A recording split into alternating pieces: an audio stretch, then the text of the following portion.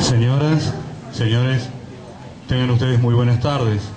Sean ustedes bienvenidos a esta jornada Violencia de Género, Realidad y Prevención, bajo la dirección de la doctora Virginia Simari, a cargo de las docentes doctora Olga Chávez y licenciada Ana Simari, quienes harán presentación sobre violencia intrafamiliar, ciclo de violencia, modelos de estructura familiar, abordaje interdisciplinario de los casos de violencia doméstica, análisis del historial de violencia en la pareja, Ley 26.485, medidas de protección, acceso a la justicia, mediación, probation, capacitación de recursos humanos, para luego continuar después del espacio del receso con talleres preparativos y trabajos grupales con la coordinación de la licenciada Ana Simari. Las disertantes, las docentes a cargo, la doctora Olga Chávez, es abogada, psicóloga, diplomada en género, posgrado en Constitucional y Derechos Humanos, jefa de uno de los equipos de atención de la Oficina de Violencia de la Corte Suprema de Justicia de la Nación. Y la licenciada Ana Simari, licenciada en Sociología de la Universidad de Buenos Aires, psicóloga social, egresada de la primera Escuela de Psicología Social Enrique Pillón Rivière, coordinadora de programas de prevención social y adicciones, Secretaría de Acción Social del municipio de Vicente López en la provincia de Buenos Aires, asesoramiento a gabinetes psicopedagógicos de la comunidad educativa de Vicente López, coordinadora pedagógica del programa La Justicia va a la Escuela, 1998 hasta la fecha, coordinadora pedagógica del programa Hablemos de Género, obviamente en un currículum abreviado. Para dar inicio a esta jornada, escucharemos palabras de la señora presidenta de la Corte de Justicia de Catamarca, doctora Amelia Sexto de Leiva.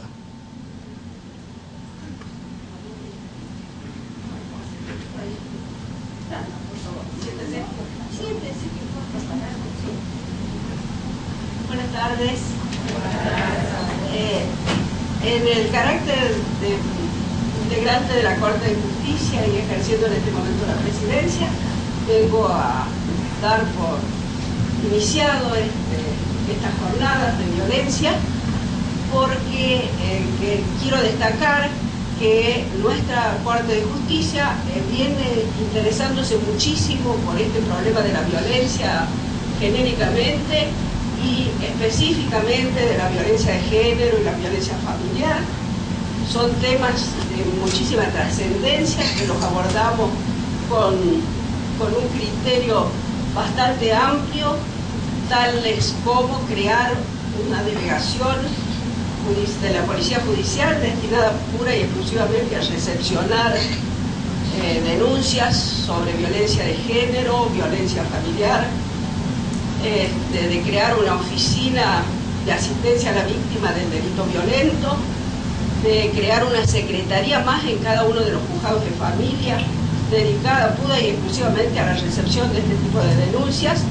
Es decir, estamos tratando de luchar contra este flagelo que es la violencia en todo sentido y específicamente la violencia de género y la violencia familiar. Hoy me decía una colega, ¿no será que nosotros como madre que les tenemos que enseñar a hablar, a vestirse, a higienizarse, a crecer a nuestros hijos, les tendríamos que enseñar desde que nacen o tal vez desde que están en el seno materno no a la violencia? Para pensar. Espero que esto sea tan fructífero como yo lo espero y como todos nosotros lo estamos esperando. Gracias por acompañarnos.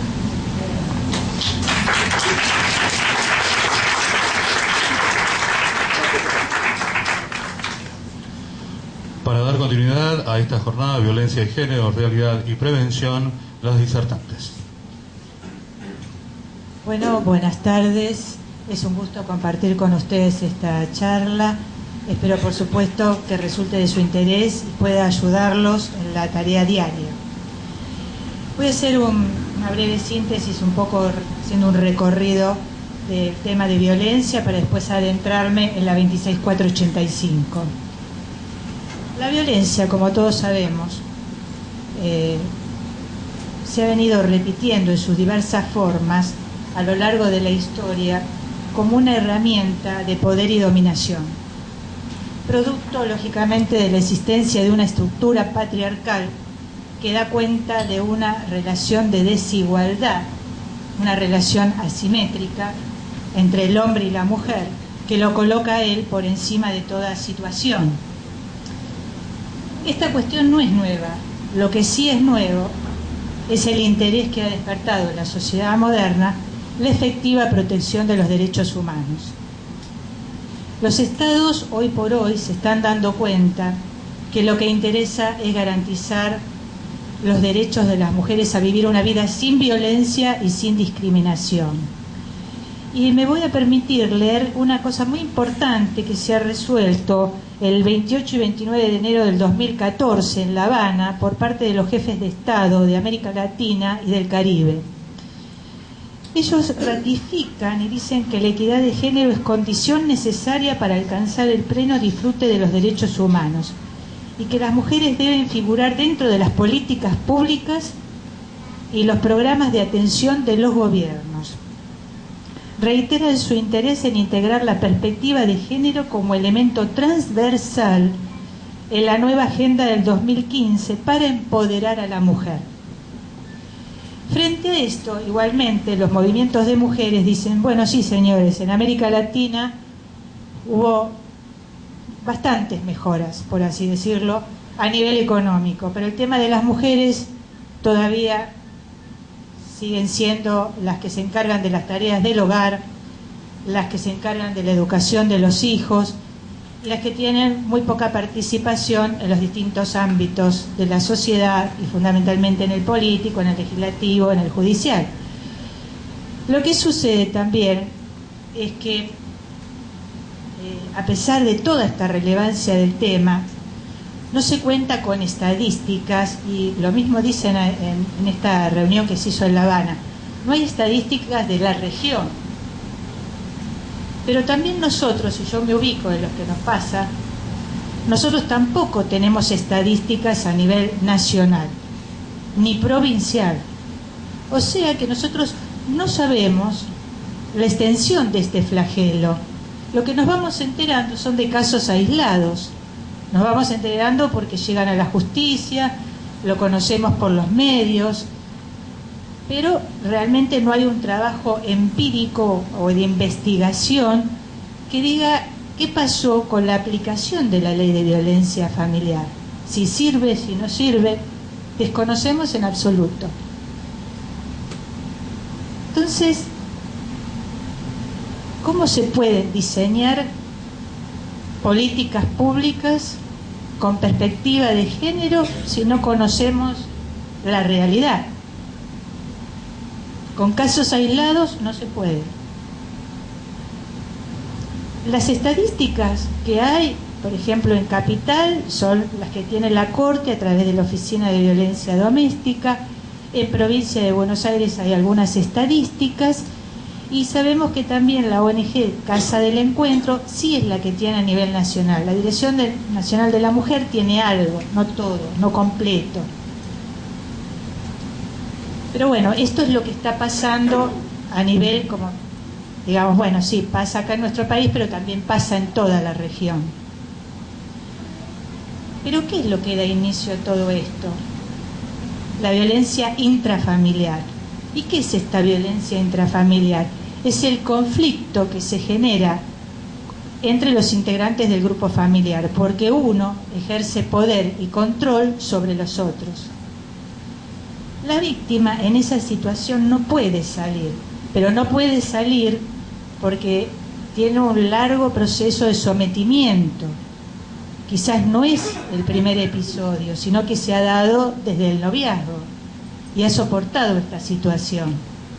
Entonces no puede salir, pero bueno, después vamos a ver que es por otras cosas más que no puede salir. Y también hay otros integrantes del grupo familiar que sufren, que son los niños que muchas veces son víctimas y en otros casos son testigos, o bien son las dos cosas, víctimas y testigos de la violencia de sus padres. Los vínculos violentos han crecido en cantidad alarmante. Las denuncias que existen en Capital Federal son de 40 por día. Imagínense lo que es esto, ¿no? Solamente en Capital Federal, muchísimo.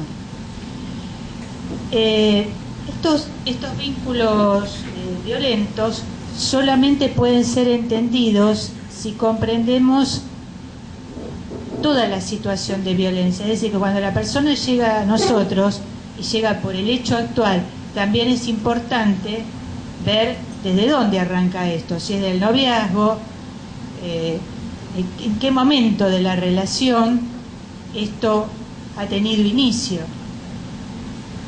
para determinar lógicamente el riesgo de esta persona.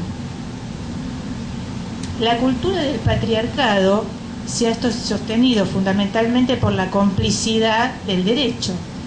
¿Y por qué digo con la complicidad del derecho? Porque el derecho ha establecido, bueno, sí, la mujer es una incapaz y el marido es el representante legal de la incapaz. Sabemos muy bien que el hombre es el que tenía que administrar y disponer de los bienes de la mujer. Si bien hemos alcanzado muchas de nosotras la posibilidad de administrar y disponer de nuestros bienes, no todas lo han logrado.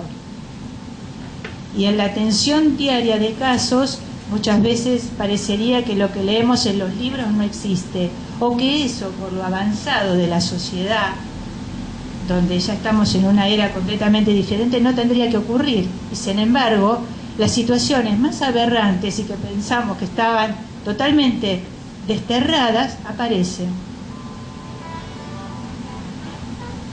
Entonces hablamos de esta complicidad del derecho y de un sistema de desigualdades basado, como dije yo, en esta relación asimétrica, pero que está mantenido siempre a través de la violencia, y donde la violencia adquiere la forma más brutal es en la relación de pareja, en la relación íntima, en el de puertas adentro, en el que es muy difícil conocer qué es lo que está pasando. Como nosotros sabemos, la ley que tenemos, la ley nacional, la 26485, para prevenir, sancionar y erradicar la violencia contra las mujeres, ha sido un gran avance, si la distinguimos de la 24417, la otra ley nacional, porque en este caso, por supuesto, va a hablar de la violencia hacia la mujer, va a decir que es toda conducta, acción o omisión que de manera directa o indirecta, tanto en el ámbito público como en el privado, basada en una relación de desigualdad, y habla, dice, que afecte la vida, la integridad física, la dignidad, le ocasiona un perjuicio físico, psicológico, sexual, económico, patrimonial, y habla también de la perpetrada por el Estado y sus agentes. Un tema que yo también capacito a las fuerzas de seguridad, y en ellas también pongo mucho énfasis en esto, ¿no? Tener en cuenta que también las responsabilidades de los funcionarios públicos por una mala actuación, por no atender quizás estos casos de violencia, por darle el criterio, bueno, esto es una cosa que pasa todos los días, o en esto, bueno, a mí me pasa, y no poner la distancia entre la situación y lo que a mí me pasa, que es donde el agresor gana terreno. ¿Por qué? Porque busca un cómplice en el otro y lo encuentra. Toca, sabe muy bien qué parte tocar de nuestra psicología, que se conecta con él, y no tocarlo. La ley, por otra parte, va a hablar de esta violencia doméstica, hablando entonces de la perpetrada por algún integrante del grupo familiar. La innovación frente a la otra ley es que, por supuesto, que en este caso comprende todo tipo de relaciones, no solamente las derivadas de consanguinidad, afinidad, sino sabemos que son en los casos de pareja, de exparejas y de noviazgos. Hay bastantes denuncias también por el tema de noviazgos violentos. Esto se ha difundido un poco más, ¿no? Porque el tema de los adolescentes es un poco complejo, porque ellos también no saben hasta qué punto denunciarlo. Temen la pérdida de esta incipiente relación, se han aferrado mucho, quizás es la primera persona que han conocido, es bastante problemático también que tome conciencia el adolescente de que realmente esto no es lo correcto, que nadie tiene por qué pegarle al otro o por qué denigrarlo. Entonces el tema del noviazgo también es algo que debe ser difundido. Esto no lo conoce mucho la gente. Se cree que solamente cuando vienen y hacen las denuncias se cree que más que nada tiene que ver con algún pariente o la relación de pareja. Pero lo que también se ve, que es muy importante, es el caso de las exparejas. Entonces uno dice, pero ¿cómo? Esta persona ya no está más con esta mujer. ¿Qué es lo que pasa? Muchos de los psicólogos, ¿hay psicólogos presentes? A ver, bueno, me podrán responder qué pasa, ¿no es cierto? Cuando este tema de que se pierde el objeto sobre aquel el cual ha descargado toda su bronca, ¿no? Entonces, quizás ellos lo puedan explicar mejor que yo, pero bueno, cuando yo pierdo ese objeto, ya no tengo sobre qué descargar, y bueno, voy y lo busco. Y bueno, ese es el caso de la víctima, una víctima entonces con una vulnerabilidad muy grande frente a todo esto. Entonces nosotros decimos, es muy difícil salir de todo ese entramado de violencia. Entonces hablamos de esto que esté perpetrado por algún integrante del grupo familiar, hablamos de parejas, hablamos que tiene un sentido mucho más amplio que la otra ley de violencia familiar, la 24417, y también dice donde, en cualquier lugar físico, es decir, en cualquier lugar, puede ser no solamente en el hogar, está hablando el tema de que puede ser en el ámbito laboral, en los lugares de esparcimiento, en la vía pública. Esto en la vía pública también, ¿no? Porque, por ejemplo, yo siempre suelo comentar esta situación, ¿no? Un agente de policía veía que una pareja estaba discutiendo. Entonces, por ahí el personal policía dice, pues yo no me voy a meter ahí. ¿Qué me voy a meter ahí? Porque es una cuestión de entre ellos. Pero ya cuando veo yo que pasa mayores, cuando de una vereda va a la otra, cuando las amarrea, ya no es una cuestión del orden de lo personal, ya hay algo mucho más. Entonces, esta es la violencia que a veces vemos muy comúnmente, o puede uno ver en la vía pública, de la cual aquella persona que por ahí, dentro de su entorno familiar, eso es común, esto está invisibilizado. Y por otra parte, por supuesto que la ley también dice que dañe la dignidad, el bienestar, la integridad física, psicológica. Bueno, la ley, por ejemplo, habla también, como ustedes bien saben, de distintos tipos de violencia. Habla de la física, que quizás es la que nosotros, la más visible, porque es una acción que se ejerce sobre el cuerpo del otro y del cual, frente a nosotros que los atendemos, vemos que la persona viene con algún golpe, o nos informa el médico, sí, no es visible, pero tiene tal o cual dolencia o la mandó al hospital, por ejemplo.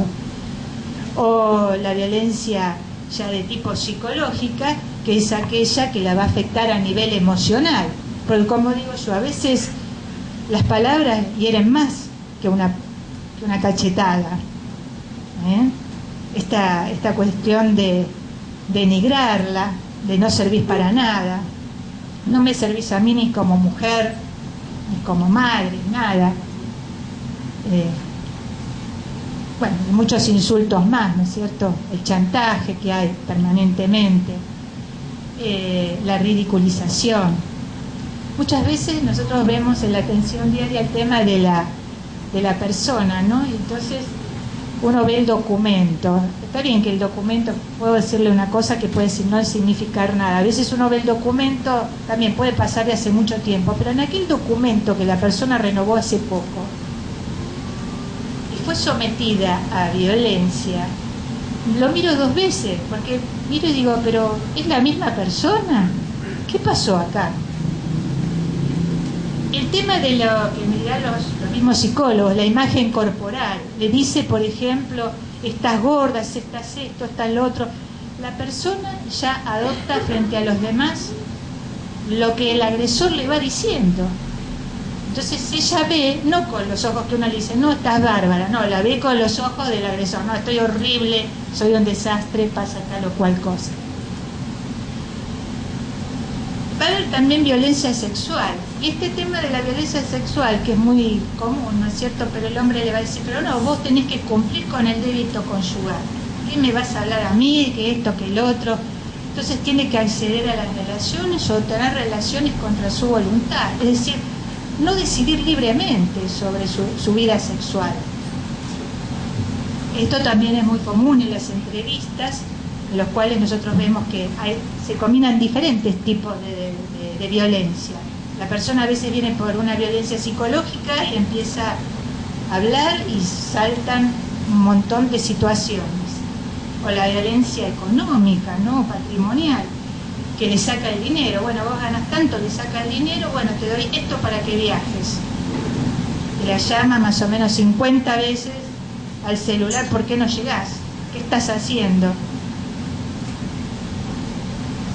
Evidentemente hay muchos factores por los cuales la víctima está en esta situación. Primero hablamos de la naturalización. Esta naturalización es porque cree que también lo que le sucede a ella es así, porque quizás la familia de origen, ella tuvo esa situación, es decir, fue testigo de violencia o sufrió violencia, lo sufren quizás otros integrantes de la familia más ampliada, entonces considera que esto es así. Generalmente en la entrevista no podemos medirlo con el parámetro de los otros, hay que medirlo desde el parámetro no de nuestra formación y de nuestra familia, sino del grupo en el cual ella se encuentra inserta, que pueden regir otros códigos diferentes a los nuestros, totalmente diferentes. Por otro lado hay otro proceso que es el de la invisibilización, y esta invisibilización es lo que le pasa al observador. La situación está frente a mis ojos y no lo veo. Es quizás lo que yo les comenté del policía, que veía la situación de violencia y sigue mirando el tránsito, lo que pasa allí en la esquina, y no le da importancia. Entonces él no lo ve, pero tampoco lo ve aquel que no tiene una suficiente formación también en el tema de género.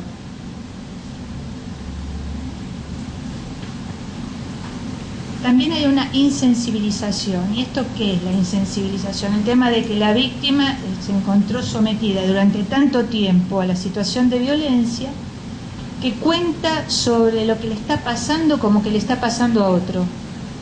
Sí, en el año 2003, sí, me encerró, ese día me acuerdo que me agarró con un cordón, casi me faltó el aire, pero bueno, después no pasó nada, pasaron 2 años, pero igual él se alcoholiza, me pega los fines. O sea, lo cuenta de una manera desafectivizada y claro, la persona que lo escucha, si tampoco no está muy ágil en el tema, dice, pero a esta mujer no le importa nada, ¿de qué me está hablando? Parece que habla de un tercero, no le causa nada, no, es que está anestesiada emocionalmente, no, ya solo situaciones mucho más graves, donde es más difícil determinar qué es lo que está sucediendo, pero donde la víctima se ha, digamos,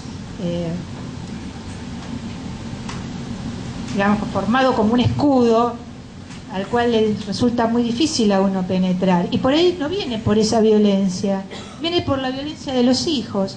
Y dice, sí, yo vengo a denunciar porque maltratan a mis hijos. Y cuando uno le pregunta sobre la historia de ella, empieza con todo esto que yo les cuento. Cuando la víctima es ella también, o sea, no, parece que no cuenta, va por los chicos, o sea, no tiene registro ella. También hay otro tema, el encubrimiento, ¿no? El tema de la familia, que conociendo esta situación, ¿no? O no digo solamente de la familia, porque la ley dice que cualquier persona puede denunciar, aquel que tenga conocimiento sobre este hecho de violencia. Un vecino puede denunciar. Entonces el encubrimiento se da mucho más a nivel familiar, porque esto ocurre en esta cuestión del secreto familiar. Y por ahí la mujer le cuenta a la madre, bueno, mira mamá, me pasa esto, y ella dice, pero no, debe ser vos, es bueno él, sos vos la loca. Evidentemente lo que está sucediendo es que vos no lo entendés, trata de cambiar. Por ahí la ve con el ojo así y bueno, no, pero si te separas, ¿sabés lo que va a pasar? ¿Quién te va a bancar a vos económicamente? Vas a tener que ir a trabajar, yo a los chicos no te los voy a cuidar, ¿eh? Entonces, esta idea de preservar la familia a costa de cualquier situación.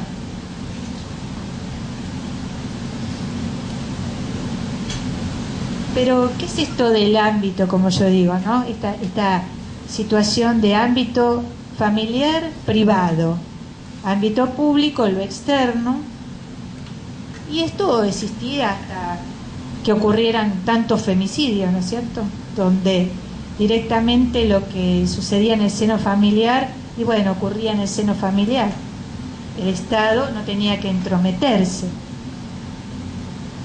O sea que esta aparente dicotomía frenaba la intervención estatal. Ahora no es público. Por eso en las formaciones al personal de seguridad se le dice, usted actúe. Bueno, sí, pero si yo esto, lo otro... Bueno, entonces va a incurrir en omisión. Usted no se olvide que es un funcionario público, tiene conocimiento de los hechos, intervenga. Y hay que hablar de esto, ¿no? De las responsabilidades que por la mala actuación de un funcionario pueda incluso llegar a tener una responsabilidad del Estado Nacional. Y me refiero a los casos, por supuesto, como ustedes saben, de Campo Algodonero, Ciudad Juárez, donde fue responsabilizado el Estado mexicano. Entonces, por una mala investigación justamente, ¿no es cierto? Acordémonos que se trataba de mujeres que habían desaparecido, que no las buscaban. Bueno, señora, espere tanto tiempo. No hay que esperar, hay que buscarlas. No las buscaron, después aparecieron muertas, no se cuidó la escena del crimen, se cometieron muchos errores y nunca se supo quiénes fueron los responsables de esa situación. La sanción, por supuesto, al Estado, que muchas veces nosotros sabemos que esas sanciones por ahí vienen de otro lado, desde lo económico hacia un Estado, y que después, por supuesto, hacia los funcionarios baja. Hay que ser también conscientes de todas esas situaciones. Pero, ¿cómo se termina entonces con esto? Y bueno, uno dice que la víctima haga la denuncia. No es fácil. Porque primero tiene que reconocer que esto que le está pasando es violencia. ¿Por qué? Por lo que yo les dije antes, hay una naturalización y hay una justificación. Lo justifica al agresor. Ella lo justifica. Y a veces viene a hacer la denuncia y dice, ¿y qué le va a pasar a él? Yo le digo, no señora, usted tiene que cuidarse usted, ver qué pasa con usted. Bueno, pero él va a ir preso. Es un tema realmente muy complejo que, como nosotros sabemos, necesita un abordaje interdisciplinario sobre el cual voy ahora más adelante a avanzar. Evidentemente nosotros también sabemos que dentro de la familia se forja la identidad de una persona y va a depender mucho en qué tipo de familia uno esté inserto. Si está inserto en una familia basada en la igualdad, que ahora les voy a decir en qué consiste, y una familia basada en el poder y el control. Si está basada en el poder y el control, la comunicación en esa familia va a ser a través de amenazas, de intimidaciones, de violencia emocional, de violencia económica, de violencia sexual.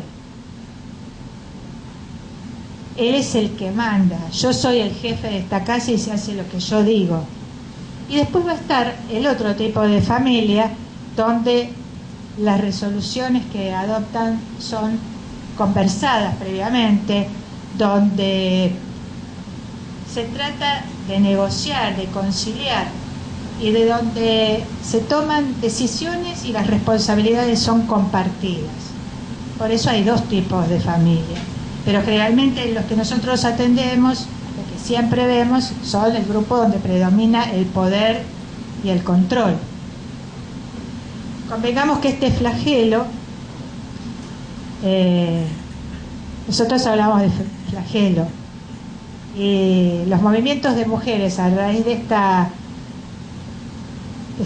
convenciones donde acudieron los jefes de Estado en La Habana este año, dicen: señores, esto no es ya un flagelo, es una pandemia, hay que atacar. Hay que atacar desde todos los estamentos, por eso hablamos siempre de la transversalidad. Tiene que haber difusión sobre el tema de género en todos los estamentos, es decir, en todos los ámbitos, en el legislativo, en el ejecutivo, en el judicial, en todos. Haber campañas de sensibilización, de concientización. Si no, va a ser muy difícil avanzar. Volviendo entonces a este tema de la denuncia y de quiénes pueden hacer la denuncia, sabemos que la persona lógicamente afectada por la violencia, los menores pueden denunciar a través de sus representantes, como ser entonces la madre, padre, tutores, curadores. También las personas que tengan alguna discapacidad no puedan llegarse a hacer la denuncia a través de sus representantes. Y los obligados a denunciar, lo de los centros asistenciales, educacionales, de salud, los funcionarios públicos que tengan conocimiento por la tarea que realizan. Pero, ¿cuáles son estos obstáculos para que la persona, por ejemplo, haga la denuncia? Muchas veces la dependencia económica. Él es el que lleva el dinero a la casa, no le permite trabajar, entonces ella depende totalmente de él. Yo no quiero que vos trabajes, vos te quedás en casa cuidando a los chicos.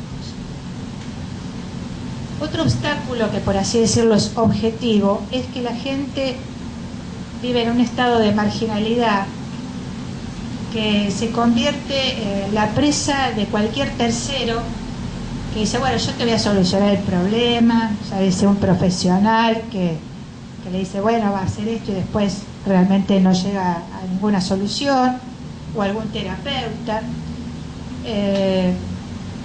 También porque no conoce los recursos.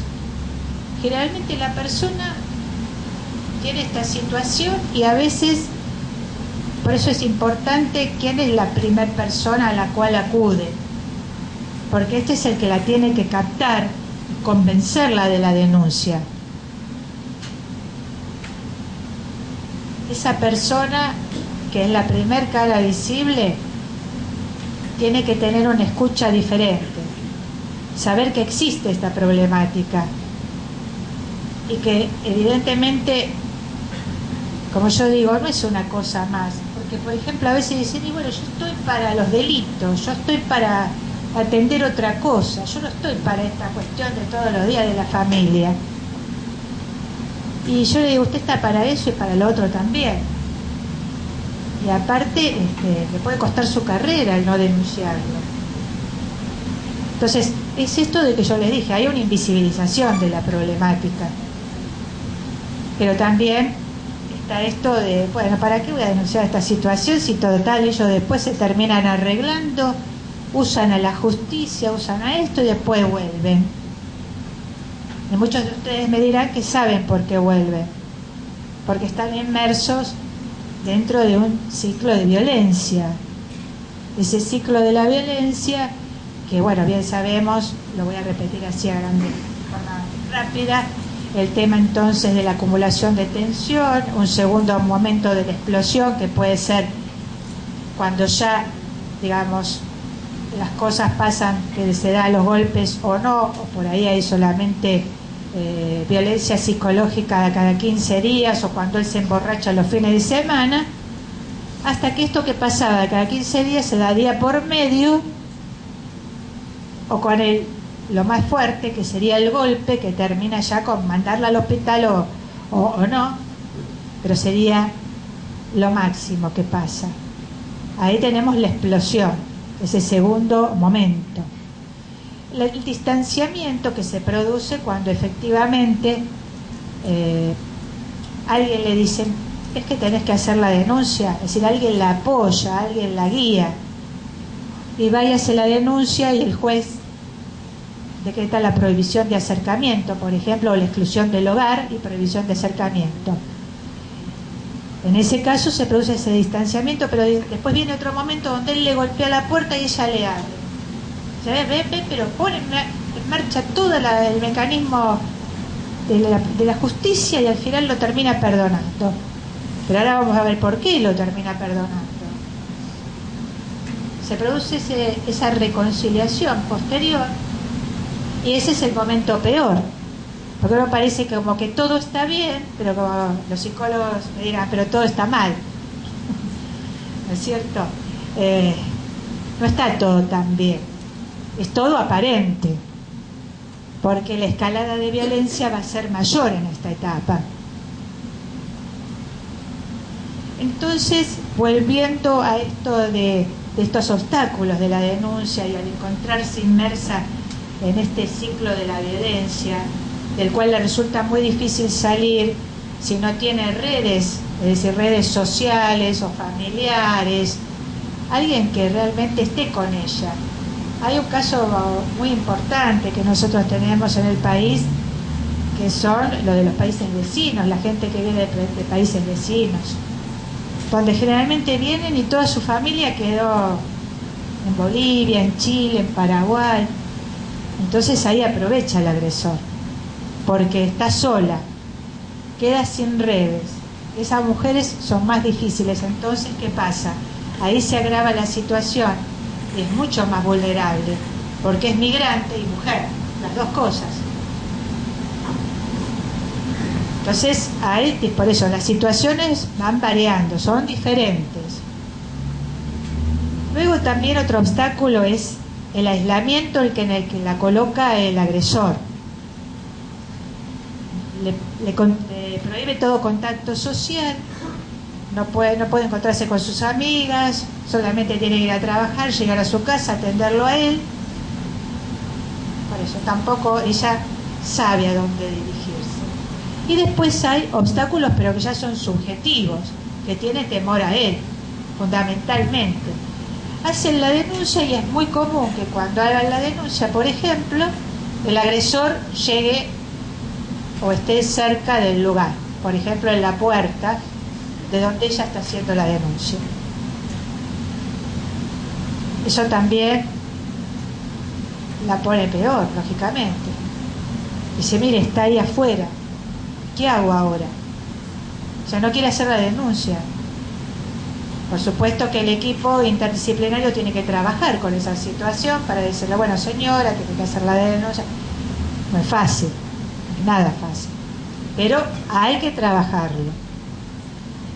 Por otro lado, es temor a perder, dice, su nivel y estilo de vida. Esto de que yo lo que les dije antes, depende de él económicamente y bueno, ahora tiene que ir a trabajar.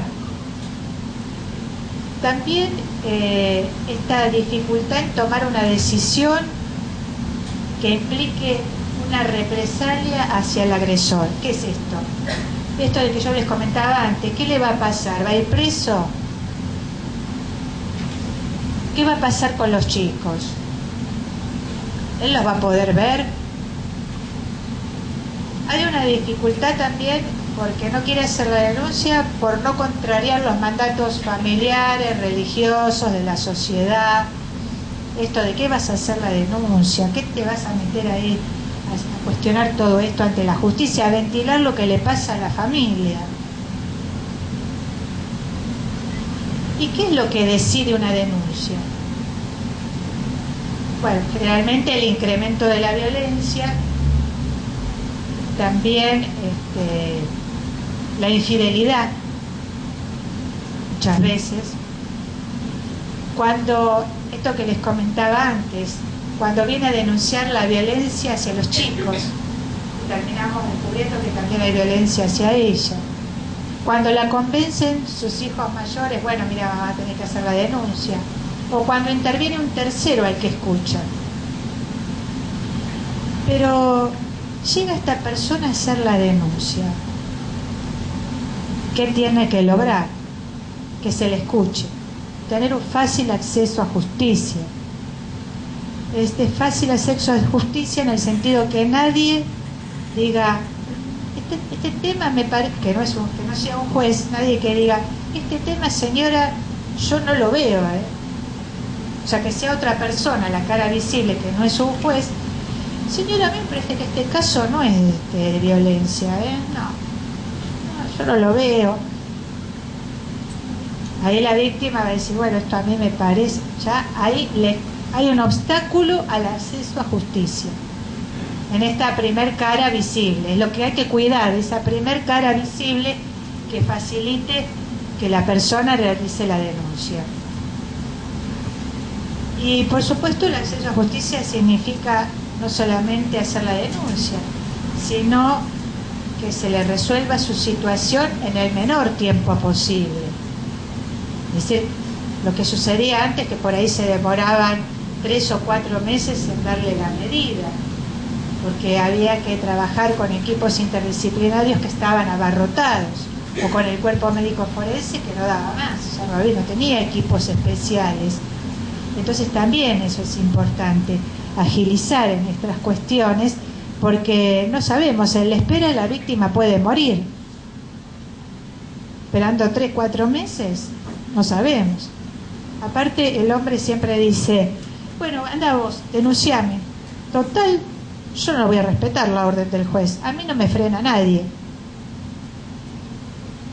Y al pasar el tiempo parece que esto que él dice es cierto.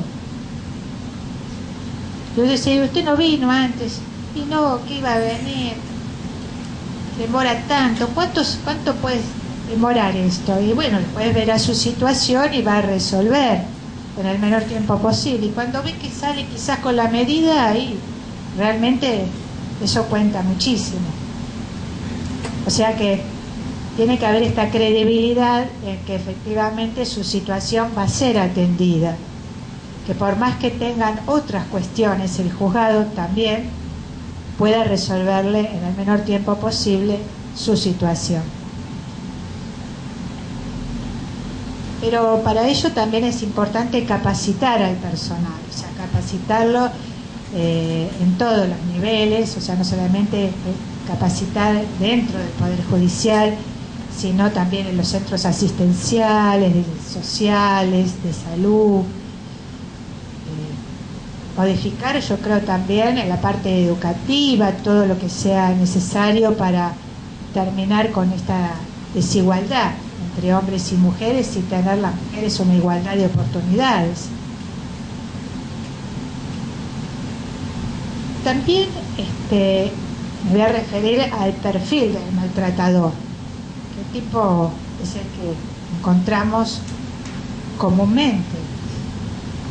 Bueno, esta persona maltratadora puede provenir, o en la mayoría de los casos proviene de una familia violenta, tiene problemas psicológicos que muchas veces se incrementan por la ingesta de alcohol y de drogas, de las dos cosas o una u otra, y que considera a la mujer de su propiedad. Puede hacer con ella lo que quiera. Es una persona que muchas veces puede ser que se dé con otras y en otros se mantenga más, le cueste relacionarse. Y los hay de dos tipos. Aquellos que son realmente violentos con todo, con su compañero de trabajo, son agresivos, o son en su casa. Ese es más fácil de reconocer. Pero está el otro, ese que todos lo ven como una persona muy simpática, muy agradable, pero que en el seno familiar no lo es. Entonces, cuando la mujer cuenta lo que le pasa a la madre, a la suegra o a algún integrante de la familia, dice, no puede ser, No puede ser si es bárbaro, él es un buen padre, es un buen marido. Da una imagen totalmente diferente. Y ese es el que cuando acude a la mujer, al personal policial y trata de mediar entre ellos, es aquel que le dice: pero esto le habrá pasado a usted también. Yo, como soy, las mujeres son todas unas locas. Esto es lo que está pasando. Yo no sé, con esto de que van a trabajar, se van de la casa, esto de que trabaje a mí no me gusta. O sea, busca la complicidad en el otro, en aquel que lo atiende. Por supuesto, esa complicidad de género. Pero, ¿por qué las matan? Es como un proceso de culminación,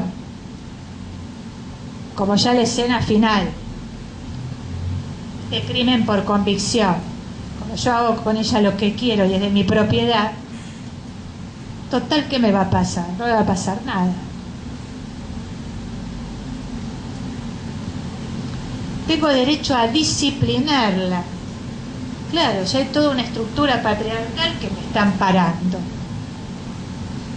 Una estructura que va a decir: y sí, tenía razón, le fue infiel. Entonces, claro, procedió bien el hombre. Tenía que hacer algo con esa mujer, que lo desobedecía, que no se quedaba en la casa, que se iba a trabajar, que seguro que lo engañó. La mujer entonces para él es esto, una cosa. Entonces uno dice, bueno, pero generalmente en las estadísticas lo que se ve es que son las exparejas. Y uno dice, pero ¿por qué? Lo mismo que decíamos antes, no justo la expareja. Y esto de que formó una nueva pareja, pero viene a buscarla a ella.